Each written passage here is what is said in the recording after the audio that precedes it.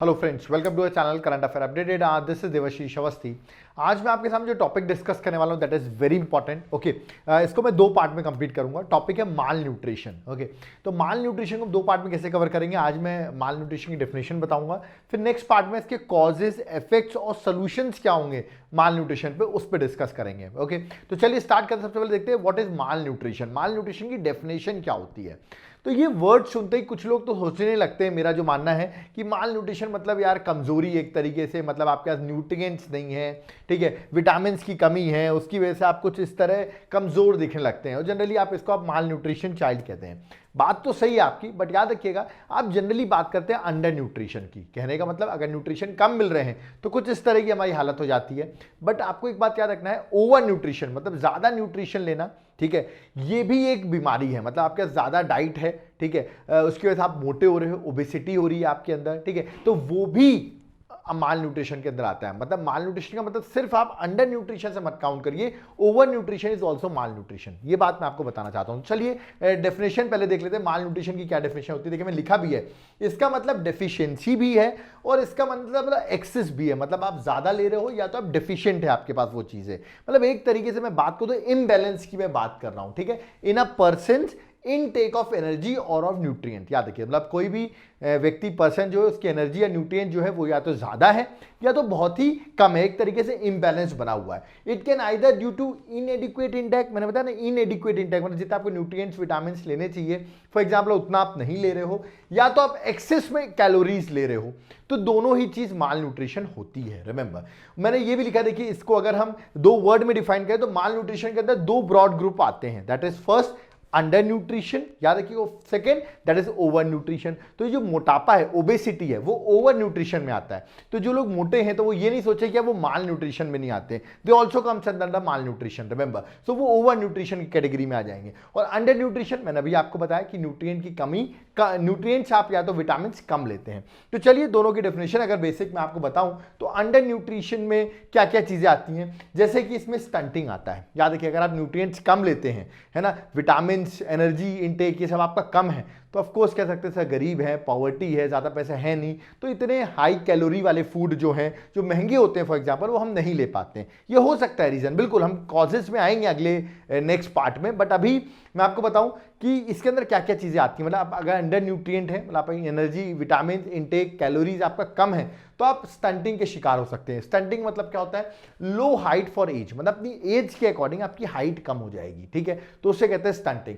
Second होता है wasting. Wasting मतलब क्या होता है, low height for low weight for height. याद रखिएगा, मतलब आपकी हाइट के अकॉर्डिंग आपका वेट बहुत कम है, ठीक है। जो पतले पतले लड़के होते हैं, आपने देखा होगा, ये लड़कियां होती हैं, मतलब उनका वेट जो है वो कम है और हाइट के अकॉर्डिंग उनका वेट बहुत कम है, उन्हें कहते हैं वेस्टिंग। याद रखिए, तो ये भी अंडर न्यूट्रिएंट के अंदर है। थर्ड लिखा है मैंने अंडर वेट। अंडर मतलब आपका वेट कम है अकॉर्डिंग टू योर एज। तो डिफरेंस यहां पर समझ जाना, वेस्टिंग में अकॉर्डिंग टू योर हाइट है कम वेट, और अंडर वेट क्या है, आपका वेट जो कम है अकॉर्डिंग टू योर एज, मतलब एज आपकी इतनी हो गई है बट आपका आज भी वेट उतना ही कम है। रिमेंबर, और फोर्थ जो मैं लिखा that is micro nutrient deficiency. Remember, जिसको ये बड़ा इंपॉर्टेंट है, इसको हम हिडन हंगर भी कहते हैं।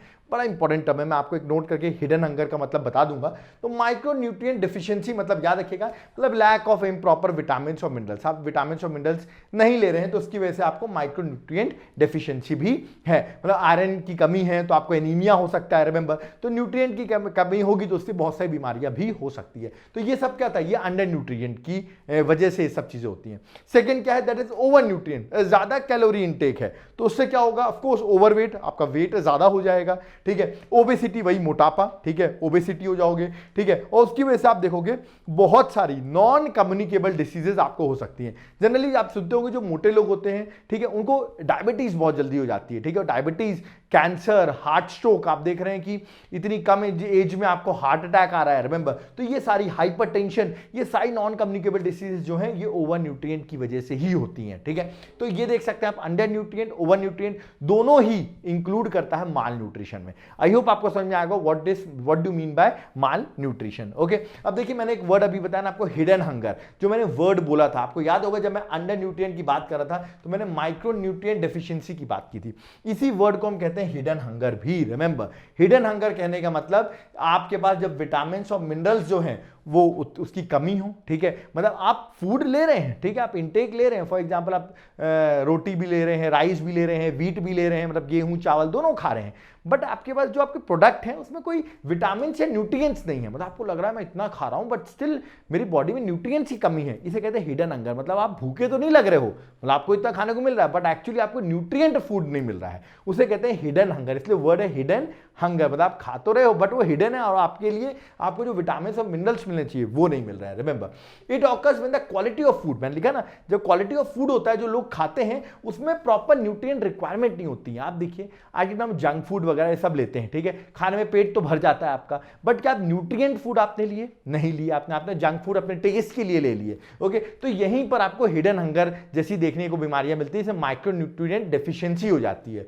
ओके, मैं लिखा भी यहां पर आपको कुछ माइक्रोन्यूट्रिएंट डेफिशिएंसी होगी, जैसे कि कुछ विटामिन मिनरल्स आपकी बॉडी में कम होंगे, जिससे आपकी याद रखिए ग्रोथ और डेवलपमेंट में फर्क पड़ेगा, मतलब आपकी सोचने की कैपेसिटी, इन सब में आपको इफेक्ट देखने को मिलेगा। जैसे मैंने बताया आयरन की कमी से आपको एनीमिया हो सकता है, कि एग्जांपल मैंने आपको बताया। तो ये टर्म भी याद रखना, हिडन हंगर कभी कभी पूछ लिया जाता है, जो कि माल न्यूट्रिशन से बहुत लिंकअप है।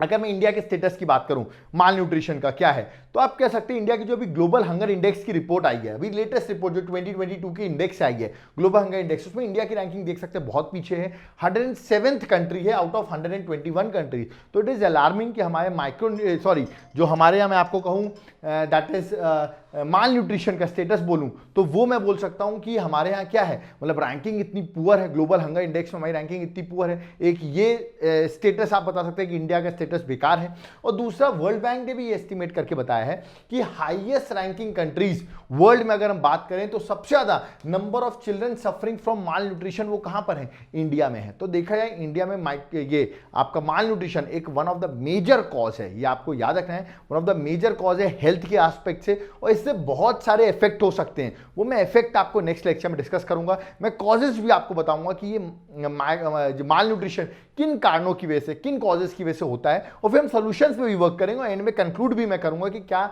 वे फॉरवर्ड हो सकता है। ओके, सो आई होप आपको ये समझ में आएगा what is this mall nutrition. Next lecture में कॉजेज, इफेक्ट, सॉल्यूशंस पे डिस्कस करेंगे। बट अगर आप मेरी कंप्लीट सीरीज को ज्वाइन करना चाहते हैं तो उसके लिए आपको मेरे एप्लीकेशन को डाउनलोड करना पड़ेगा। तुरंत ऐप को डाउनलोड करो, लिंक डिस्क्रिप्शन बॉक्स में दिया हुआ है, वहां पर आपको मेरे सारे कोर्सेज अवेलेबल हो जाएंगे।